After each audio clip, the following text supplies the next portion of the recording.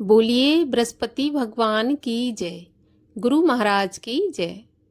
आपका हमारे चैनल पर बहुत बहुत स्वागत है। आज की इस वीडियो में हम आपको सुनाएंगे बृहस्पतिवार व्रत की कथा। बृहस्पतिवार के व्रत रखने से और कथा सुनने से जन्म जन्मांतर की दरिद्रता और गरीबी का नाश होता है। साथ ही भगवान श्री हरि विष्णु की कृपा से हमारे जीवन में जो भी मनोकामनाएं होती हैं वो पूर्ण होती हैं। तो हमारे चैनल पर आपको सभी प्रकार की व्रत कथाएं सुनने को मिलेंगी। तो सभी व्रत कथाएं सुनने के लिए और हमसे जुड़े रहने के लिए आपको केवल हमारे चैनल को सब्सक्राइब करना है और बेल आइकन पर प्रेस करना है। साथ ही अगर आज की कथा अच्छी लगे तो लाइक करें और शेयर करें। साथ ही कमेंट बॉक्स में ओम नमो भगवती वासुदेवाय लिखना बिल्कुल न भूलें। तो चलिए अब सुनते हैं बृहस्पतिवार व्रत की कथा। प्राचीन समय की बात है। भारत में एक राजा राज्य करता था। वह बड़ा प्रतापी और दानी था। वह नित्य प्रति मंदिर में भगवत दर्शन करने जाता था। वह ब्राह्मण और गुरु की सेवा भी किया करता था। उसके द्वार से कोई भी याचक निराश होकर नहीं लौटता था। वह प्रत्येक गुरुवार को व्रत रखता एवं पूजन करता था। हर दिन गरीबों की सहायता करता था। परंतु ये सब बातें उसकी रानी को अच्छी नहीं लगती थी। वह न व्रत करती और न किसी को एक भी पैसा दान में देती थी और राजा से भी ऐसा करने को मना किया करती थी। एक समय की बात है, राजा शिकार खेलने वन को चले गए। घर पर रानी और दासी थी। उस समय गुरु बृहस्पति साधु का रूप धारण करके राजा के दरवाजे पर भिक्षा मांगने आए। साधु ने रानी से भिक्षा मांगी तो वह कहने लगी, हे साधु महाराज, मैं इस दान पुण्य से तंग आ गई हूँ। इस कार्य के लिए तो मेरे पति देव भी बहुत हैं। अब आप ऐसी कृपा करें कि सारा धन नष्ट हो जाए और मैं आराम से रह सकूं। साधु रूपी बृहस्पति देव ने कहा, देवी तुम बड़ी विचित्र हो। संतान और धन से कोई दुखी नहीं होता, सभी इसको चाहते हैं। पापी भी पुत्र और धन की इच्छा रखता है। अगर तुम्हारे पास धन अधिक है तो भूखे मनुष्यों को भोजन कराओ, प्याऊ लगवाओ, ब्राह्मणों को दान दो, धर्मशालाएं बनवाओ, कुआं, तालाब, बावड़ी, बाग, बगीचों आदि का निर्माण कराओ तथा निर्धनों की कुंवारी कन्याओं का विवाह करवाओ। साथ ही यज्ञ आदि करो। इस प्रकार के कर्मों से आपके कुल का और आपका नाम परलोक में सार्थक होगा एवं स्वर्ग की प्राप्ति होगी। परंतु रानी साधु की इन बातों से खुश नहीं हुई। उसने कहा, हे साधु महाराज, मुझे ऐसे धन की आवश्यकता नहीं जिसको मैं अन्य लोगों को दान दूं और जिसको रखने और संभालने में ही मेरा सारा समय नष्ट हो जाए। तो साधु ने कहा, देवी यदि तुम्हारी ऐसी इच्छा है तो जैसा मैं तुम्हें बताता हूँ तुम वैसा ही करना। बृहस्पतिवार के दिन अपने घर को गोबर से लीपना, अपने केशों को पीली मिट्टी से धोना और केशों को धोते समय स्नान करना। राजा से कहना वह हजामत करवाए। भोजन में मांस मदिरा खाना, कपड़ा धोबिकियां धुलने डालना। इस प्रकार 7 बृहस्पतिवार करने से तुम्हारा सारा धन नष्ट हो जाएगा। ऐसा कहकर साधु महाराज वहां से अंतर्ध्यान हो गए। रानी ने साधु के कहने के अनुसार 7 बृहस्पतिवार वैसा ही करने का विचार किया। साधु के बताए अनुसार करते हुए केवल 3 बृहस्पतिवार ही बीते थे कि उसकी सारी धन संपत्ति नष्ट हो गई। अब तो भोजन के लिए भी अन्न बड़ी मुश्किल से मिलता था। भोजन के लिए दोनों समय परिवार तरसने लगा, सांसारिक भोगों से दुखी रहने लगा। तब वह राजा रानी से कहने लगा कि हे रानी, तुम यहाँ पर रहो, मैं दूसरे देश को जाता हूँ, क्योंकि यहाँ पर मुझे सभी मनुष्य जानते हैं, इसलिए मैं यहाँ कोई कार्य भी नहीं कर सकता। देश चोरी परदेश भी बराबर है। ऐसा कहकर राजा परदेश चला गया। वहाँ जंगल से लकड़ी काट कर लाता और शहर में बेचता। इस तरह जीवन व्यतीत करने लगा। इधर राजा के बिना रानी और दासियां दुखी रहने लगीं। किसी दिन भोजन मिलता और किसी दिन जल पीकर ही रह जाती।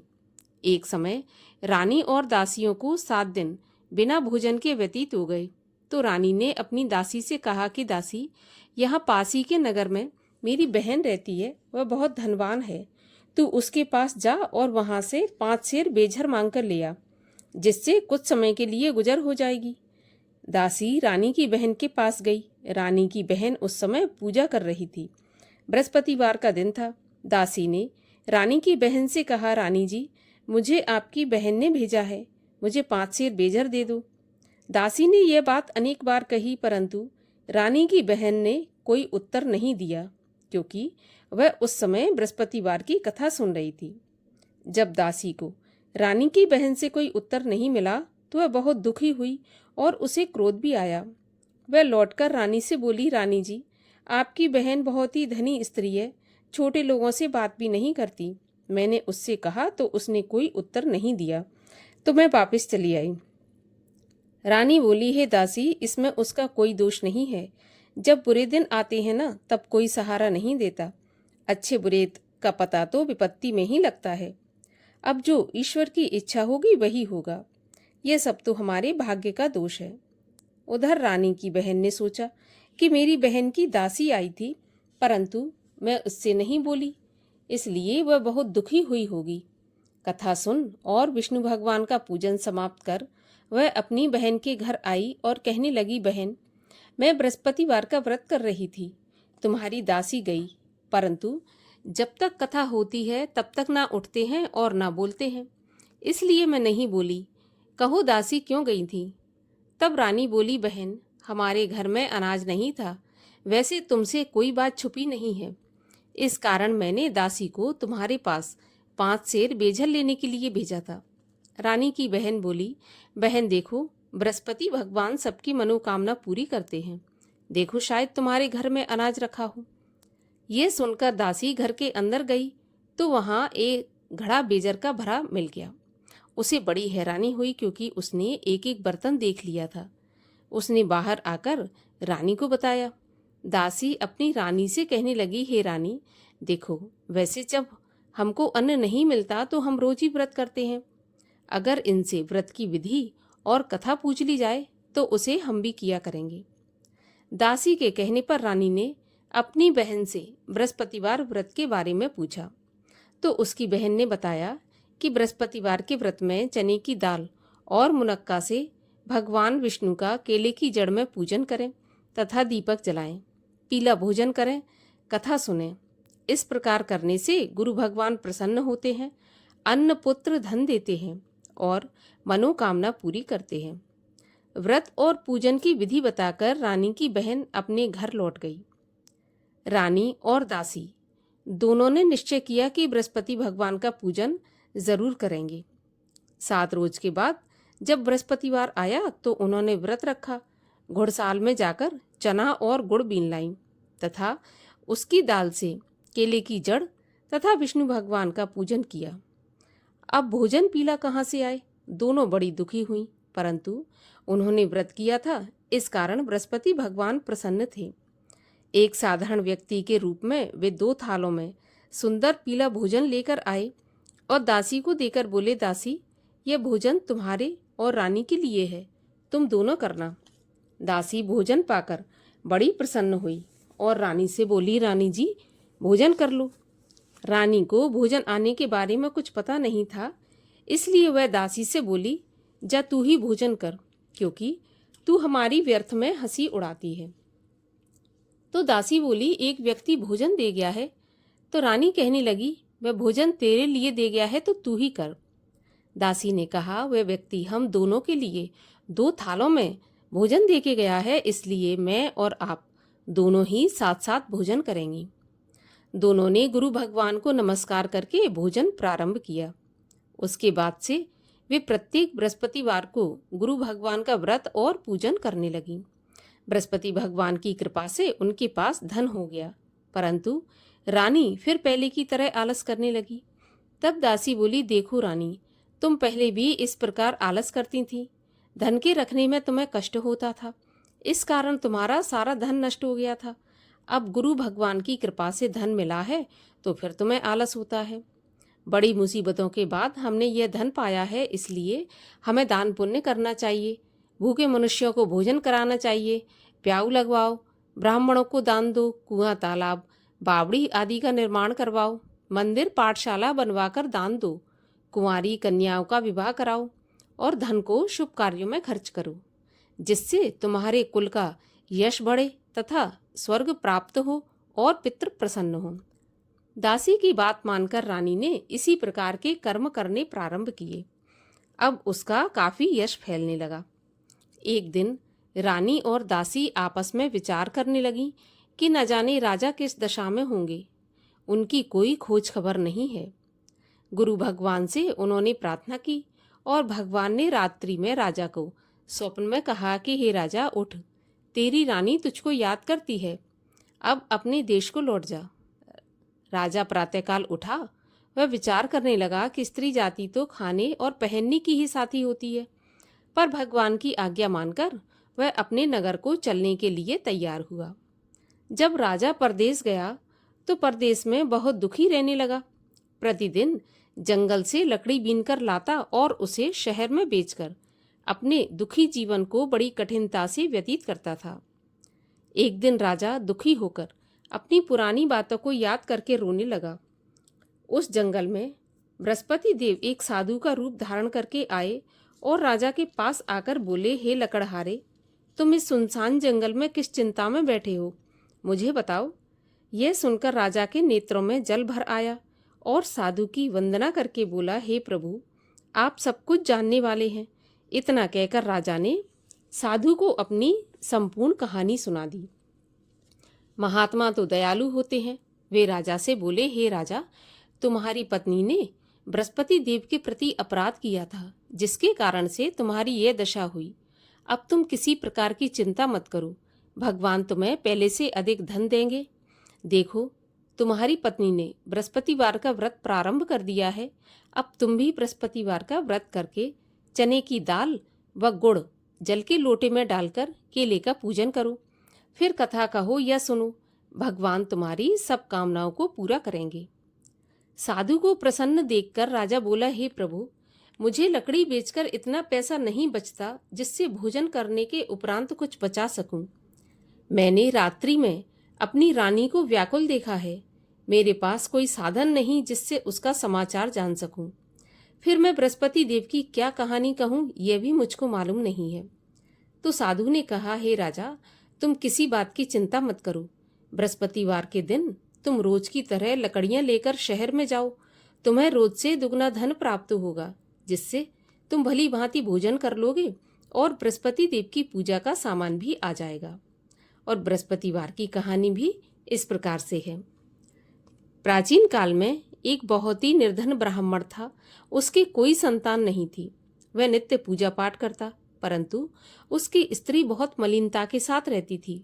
वह न स्नान करती, न किसी देवता का पूजन करती। प्रातःकाल उठते ही सर्वप्रथम भोजन करती, बाद में कोई अन्य काम करती। ब्राह्मण देवता बहुत दुखी रहती थी। पत्नी को बहुत समझाते, किंतु उसका कोई परिणाम नहीं निकलता था।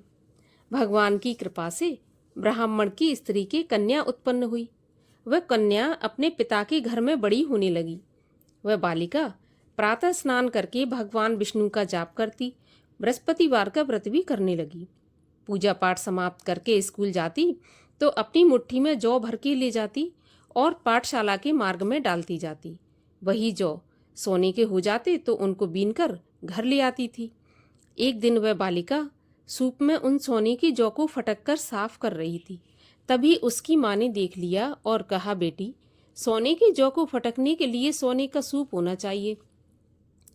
दूसरे दिन बृहस्पतिवार था तो इस कन्या ने व्रत रखा और भगवान बृहस्पति देव से प्रार्थना करके कहा कि प्रभु, यदि मैंने सच्चे मन से आपकी पूजा की हो तो मुझे सोने का सूप दे दो। बृहस्पति देव ने उसकी प्रार्थना स्वीकार कर ली। रोजाना की तरह कन्या जौ फैलाती हुई स्कूल चली गई। जब स्कूल से लौटकर वह जौ बीन रही थी तो बृहस्पति देव की कृपा से उसे सोने का सूप मिला। उसे वह घर ले आई और उसमें जौ साफ करने लगी, परंतु उसकी माँ का वही ढंग रहा। एक दिन की बात है, वह कन्या सोने के सूप में जौ साफ कर रही थी। उस समय उस नगर का राजकुमार वहां से होकर निकला। इस कन्या के रूप और कार्य को देखकर इस कन्या पर मोहित हो गया। राजमहल आकर भोजन तथा जल त्याग कर उदास होकर लेट गया। राजा को जब राजकुमार के द्वारा अन्न जल त्यागने का समाचार ज्ञात हुआ तो अपने मंत्रियों के साथ अपने पुत्र के पास गए और बोले, हे बेटा, तुम्हें किस बात का कष्ट है? किसी ने अपमान किया है अथवा कोई और कारण हो सो मुझे बताओ, मैं वही करूँगा जिससे तुम्हें प्रसन्नता हो। राजकुमार ने अपने पिता की बातें सुनी तो वह बोला, मुझे आपकी कृपा से किसी बात का दुख नहीं है, किसी ने मेरा अपमान नहीं किया, परंतु मैं उस लड़की के साथ विवाह करना चाहता हूँ जो सोने के सूप में जौ साफ कर रही थी। यह सुनकर राजा आश्चर्य में पड़ गया और बोला, बेटा, इस तरह की कन्या का पता तुम ही लगाओ, मैं उसके साथ तुम्हारा विवाह करा दूंगा। तो राजकुमार ने राजा को उस लड़की के घर का पता बतलाया। मंत्री उस लड़की के घर गया और राजा का आदेश ब्राह्मण को सुना दिया। कुछ ही दिन के बाद ब्राह्मण की कन्या का विवाह राजकुमार के साथ संपन्न हो गया। अब कन्या के घर से जाते ही उस ब्राह्मण देवता के घर में पहले की तरह गरीबी का निवास हो गया। अब भोजन के लिए भी अन्न बड़ी मुश्किल से मिलता था। एक दिन दुखी होकर ब्राह्मण देवता अपनी पुत्री से मिलने गए। बेटी ने पिता की दुखी अवस्था को देखा और अपनी माँ का समाचार पूछा तो ब्राह्मण ने सारा हाल कह दिया। तो कन्या ने बहुत सा धन देकर अपने पिता को विदा कर दिया। इस तरह ब्राह्मण का कुछ समय सुखपूर्वक व्यतीत हो गया, लेकिन कुछ दिन बाद फिर वही हाल हो गया। ब्राह्मण फिर अपनी कन्या के यहाँ गया और सभी हाल कहा तो पुत्री बोली, पिताजी, आप माताजी को यहाँ लिवा लाओ, मैं उन्हें विधि बता दूंगी जिससे गरीबी दूर हो जाए। ब्राह्मण देवता अपनी स्त्री को साथ लेकर राजमहल अपनी पुत्री के पास पहुंचे तो पुत्री अपनी माँ को समझाने लगी, हे माँ, तुम प्रातःकाल उठकर प्रथम स्नान आदि करके भगवान विष्णु का पूजन करो तो सब दरिद्रता दूर हो जाएगी। परंतु उसकी माँ ने उसकी एक भी बात नहीं मानी और प्रातःकाल उठकर अपनी पुत्री का बचा हुआ जूठन खा लिया। एक दिन उसकी पुत्री को बहुत गुस्सा आया। उसने एक रात को कोठरी से सारा सामान निकाल दिया और अपनी माँ को उसमें बंद कर दिया। प्रातःकाल उसमें से उसे निकाला तथा स्नान आदि करा के पूजा पाठ करवाया तो उसकी माँ की बुद्धि ठीक हो गई। इसके बाद वह नियम से पूजा पाठ करती और प्रत्येक बृहस्पतिवार को व्रत रखने लगी। इस व्रत के प्रभाव से उसकी माँ भी बहुत धनवान तथा पुत्रवती हो गई और बृहस्पति देवता के प्रभाव से स्वर्ग को गई। वह ब्राह्मण भी सुखपूर्वक इस लोक का सुख भोग कर स्वर्ग को प्राप्त हुआ। इस तरह कहानी कहकर साधु देवता वहां से अंतर्ध्यान हो गए। धीरे धीरे समय व्यतीत होने पर बृहस्पतिवार का दिन आया। राजा जंगल से लकड़ी काटकर शहर में बेचने गया तो उसे उस दिन और दिनों से अधिक धन मिला। तब राजा ने चना गुड़ आदि लाकर बृहस्पतिवार का व्रत किया। उस दिन से उसके सभी क्लेश दूर हुए, परंतु जब अगला गुरुवार आया तो वह व्रत करना भूल गया। इस कारण बृहस्पति भगवान नाराज हो गए। उस दिन उस नगर के राजा ने विशाल यज्ञ का आयोजन किया तथा अपने समस्त राज्य में घोषणा करवा दी कि कोई भी मनुष्य अपने घर में भोजन नहीं बनाए, आग भी न जलाए। समस्त जनता मेरे यहाँ भोजन करने आए और इस आज्ञा को जो नहीं मानेगा उसको फांसी की सजा दी जाएगी। राजा की आज्ञा के अनुसार राज्य के सभी वासी राजा के भोज में सम्मिलित हुए, लेकिन लकड़हारा कुछ देर से पहुंचा, इसलिए राजा उसको अपने साथ महल में ले गए। जब राजा लकड़हारे को भोजन करा रहे थे तो रानी की दृष्टि उस खूंटी पर पड़ी जिस पर उसका हार लटका हुआ था। उसे हार खूंटी पर लटका दिखाई नहीं दिया तो रानी ने निश्चय कर लिया कि मेरा हार इस लकड़हारे ने चुरा लिया है और उसी समय उसको सैनिक बुलवाकर जेल खाने में डलवा दिया। जब लकड़हारा जेल खाने में गया तो बहुत दुखी होकर विचार करने लगा कि न जाने कौन से पूर्व जन्म के कर्म से मुझे यह दुख प्राप्त हुआ है, और उसी साधु को याद करने लगा जो कि जंगल में मिला था। उसी समय तत्काल बृहस्पति देव साधु के रूप में प्रकट हो गए और उसकी दशा को देखकर कहने लगे, अरे मूर्ख, तूने बृहस्पति देवता की कथा नहीं की, इसी कारण तुझे दुख प्राप्त हुआ है। अब चिंता मत कर, बृहस्पतिवार के दिन जेल खाने के दरवाजे पर 4 पैसे पड़े मिलेंगे, उनसे तू बृहस्पति देव की पूजा करना तो तेरे सभी कष्ट दूर हो जाएंगे। अगले बृहस्पतिवार उसे जेल के द्वार पर 4 पैसे मिले। राजा ने पूजा का सामान मंगवाकर कथा कही और प्रसाद बांटा। उसी रात्रि को बृहस्पति देव ने उस नगर के राजा को सपने में कहा कि हे राजा, तूने जिस आदमी को जेल खाने में बंद कर दिया है वह निर्दोष है, वह राजा है, उसे छोड़ देना। रानी का हार उसी खूंटी पर लटका हुआ है और अगर तू ऐसा नहीं करेगा तो मैं तेरे राज्य को नष्ट कर दूंगा। इस तरह खूंटी पर हार टंगा देखकर राजा ने लकड़हारे को बुलाकर क्षमा मांगी तथा राजा के योग्य सुंदर वस्त्र आभूषण भेंट कर उसे विदा किया।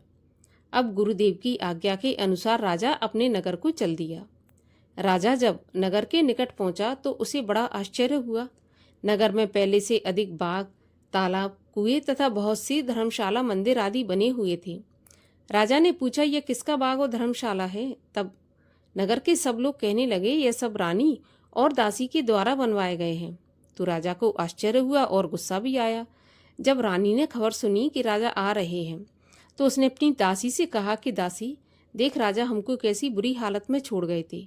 हमारी ऐसी हालत देखकर वह लौट न जाएं, इसलिए तू दरवाजे पर जाकर खड़ी हो जा। रानी की आज्ञा के अनुसार दासी दरवाजे पर खड़ी हो गई और जब राजा आए तो उन्हें अपने साथ महल में लिवा लाई। तब राजा ने क्रोध करके अपनी तलवार निकाली और पूछने लगा, बताओ यह धन तुम्हें कैसे प्राप्त हुआ है? तब रानी ने बताया, हमें यह सब धन बृहस्पति देव के व्रत के प्रभाव से प्राप्त हुआ है। अब राजा ने निश्चय किया कि 7 दिन बाद तो सभी बृहस्पति देव का पूजन करते हैं, परंतु मैं रोजाना दिन में 3 बार कथा कहा करूंगा और रोज व्रत किया करूंगा। अब हर समय राजा के दुपट्टे में चने की दाल बंधी रहती तथा दिन में 3 बार कथा कहता। एक दिन राजा ने विचार किया कि चलो अपनी बहन के यहाँ हो आऊं। इस तरह निश्चय कर राजा घोड़े पर सवार हो अपनी बहन के यहाँ चल दिया। मार्ग में उसने देखा कि कुछ आदमी एक मुर्दे को लिए जा रहे हैं। उन्हें रोककर राजा कहने लगा, अरे भाइयों, मेरी बृहस्पतिवार की कथा सुन लो। वे बोले, लो हमारा तो आदमी मर गया, इसको अपनी कथा की पड़ी है। परंतु कुछ आदमी बोले, अच्छा कहो, हम तुम्हारी कथा भी सुनेंगे। राजा ने दाल निकाली और कथा कहनी शुरू कर दी। जब कथा आधी हुई थी तो मुर्दा हिलने लगा और जब कथा समाप्त हुई तो राम राम करके वह मुर्दा उठकर खड़ा हो गया। राजा आगे बढ़ा। चलते चलते उसे शाम हो गई। आगे मार्ग में उसे एक किसान मिला जो खेत में हल चला रहा था। राजा उससे बोला, अरे भैया, तुम मेरी बृहस्पतिवार की कथा सुन लो। तो किसान बोला, जब तक मैं तेरी कथा सुनूंगा तब तक 4 हरैया जोत लूंगा। जा अपनी कथा किसी और को सुनाना। अब राजा आगे चलने लगा। जैसे ही राजा हटा तो किसान के बैल पछाड़ खाकर गिर गए और उसके पेट में बहुत जोर से दर्द होने लगा। उसी समय किसान की पत्नी रोटी लेकर आई। उसने जब यह देखा तो अपने पुत्र से सारा हाल पूछा और बेटे ने सभी हाल बता दिया। तो बुढ़िया दौड़ी दौड़ी उस घुड़सवार के पास गई और उससे बोली, मैं तेरी कथा सुनूंगी, तू अपनी कथा मेरे खेत पे चलकर ही कहना। राजा ने लौटकर बुढ़िया के खेत पे जाकर कथा कही, जिसके सुनते ही बैल खड़े हो गए और किसान के पेट का दर्द भी बंद हो गया। राजा अपनी बहन के घर पहुंच गया। बहन ने भाई की खूब मेहमानी की। दूसरे दिन राजा जब सुबह जगा तो वह देखने लगा कि सब लोग भोजन कर रहे हैं। तो राजा ने कहा कि ऐसा कोई मनुष्य है जिसने भोजन नहीं किया हो, जो मेरी बृहस्पतिवार की कथा सुन ले। तो उसकी बहन बोली, भैया, यह देश ऐसा ही है। पहले यहाँ के लोग भोजन करते हैं, बाद में अन्य काम करते हैं। अगर कोई पड़ोस में हो तो मैं देखकर आती हूँ। ऐसा कहकर बहन देखने चली गई, परंतु उसे कोई भी ऐसा व्यक्ति नहीं मिला जिसने भोजन नहीं किया हो। अतः वह एक कुम्हार के घर गई जिसका लड़का बीमार था। उसे मालूम हुआ कि उसके यहाँ 3 दिन से किसी ने भोजन नहीं किया है। तो रानी ने अपने भाई की कथा सुनने के लिए कुम्हार से कहा तो वह तैयार हो गया। राजा ने बृहस्पतिवार की कथा कही, जिसको सुनकर उसका लड़का ठीक हो गया। अब तो राजा की प्रशंसा होने लगी। एक दिन राजा ने अपनी बहन से कहा कि बहन, हम अपने घर को जाएंगे, तुम भी तैयार हो जाओ। तो राजा की बहन ने अपनी सास से कहा। सास ने कहा, हाँ चली जा, परंतु अपने लड़कों को मत ले जाना, क्योंकि तेरे भाई के तो कोई संतान है नहीं। बहन बोली, भैया मैं तो चलूंगी, पर कोई बालक नहीं जाएगा। राजा बोला, जब कोई बालक नहीं चलेगा तो तुम क्या करोगी? बड़े दुखी मन से राजा अपने नगर को लौट आया। राजा ने अपनी रानी से कहा, हम निर्वंशी राजा हैं, हमारा मुंह देखने का भी धर्म नहीं है, और बिना भोजन आदि किए शैया पर लेट गया। तब रानी बोली, हे प्रभु, बृहस्पति देव ने हमें सब कुछ दिया है, तो वे संतान भी हमें अवश्य देंगे। उसी रात को बृहस्पति देव ने राजा को सपने में कहा कि राजा, उठ, सभी सोच त्याग दे, तेरी रानी गर्भवती है। यह जानकर राजा को बड़ी खुशी हुई। 9वें महीने रानी के गर्भ से एक सुंदर पुत्र पैदा हुआ। तब राजा बोला, हे रानी, स्त्री बिना भोजन के रह सकती है, परंतु बिना कहे नहीं रह सकती। जब मेरी बहन आए ना तो तुम उससे कुछ कहना मत। तो रानी ने सुनकर हाँ कर दी। जब राजा की बहन ने यह शुभ समाचार सुना तो बहुत खुश हुई तथा बधाई लेकर अपने भाई के यहाँ आई। तभी रानी ने कहा, घोड़ा चढ़ाकर नहीं आई, गधा चढ़ी आई। राजा की बहन बोली, भाभी, मैं इस प्रकार नहीं कहती तो तुम्हें औलाद कैसे मिलती?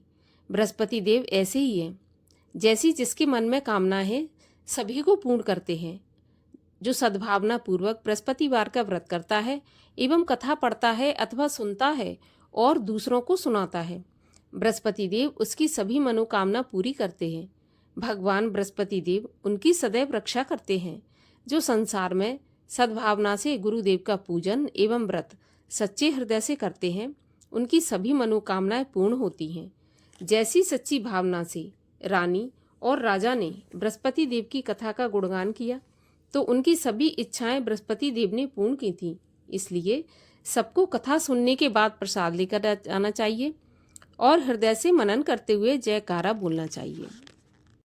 भगवान बृहस्पति देव की आरती। ओम जय बृहस्पति देवा, स्वामी जय बृहस्पति देवा। छिन्न छिन्न भोग लगाऊं, कदली फल मेवा। ओम जय बृहस्पति देवा, तुम पूरन परमात्मा, तुम अंतर्यामी, जगत पिता जगदीश्वर, तुम सबके स्वामी। ओम जय बृहस्पति देवा। चरणामृत निज निर्मल, सब पातक हरता, सकल मनोरथ दायक, कृपा करो भरता। ओम जय बृहस्पति देवा, तन मन धन अर्पण कर, जो जन शरण पड़े, प्रभु प्रकट तब होकर, आकर द्वार खड़े। ओम जय बृहस्पति देवा। दीन दयाल दयानिधि, भक्तन हितकारी, पाप दोष सब हरता, भव बंधन हारी। ओम जय बृहस्पति देवा। सकल मनोरथ दायक, सब संशय हार्यो, विषय विकार मिटाओ, संतन सुखकारी। ओम जय बृहस्पति देवा। जो कोई आरती प्रभु की, प्रेम सहित गावे, ज्येष्ठानंद आनंद कर, सो निश्चय पावे। ओम जय बृहस्पति देवा। बोलिए विष्णु भगवान की जय, बोलिए बृहस्पति देव की जय।